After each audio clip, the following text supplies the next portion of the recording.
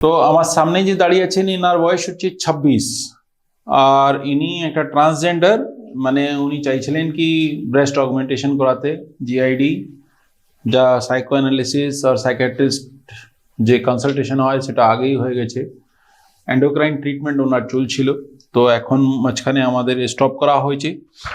তো আজকে সকালে যেটা ওনার ভাইটালস হচ্ছে সেটা 116 বাই 62 ব্লাড প্রেশার, পালস 86 আর spo2 99। ইনার বডি ওয়েটটা হচ্ছে 61 কেজি। আর বাকি ব্লাড টেস্ট যেটা আছে সব কিছু নর্মাল আমরা পেয়েছি, এক্স রে ইসিজি সব কিছু নর্মাল। তো এটা হচ্ছে সিলিকন ইমপ্লান্ট। তো সিলিকন ইমপ্লান্টে পাওয়ারটা আমি অনেকগুলো ভিডিওতে দেখিয়েছি, সে তা সত্ত্বেও এই ভিডিওতে দেখিয়ে দিচ্ছি কি এ তো দেখুন আমি দুটো হাতে এত ভালো করে একে চেপে দিয়েছি, কত সুন্দর, কিন্তু কোনো মানে ভয় নেই এর মধ্যে।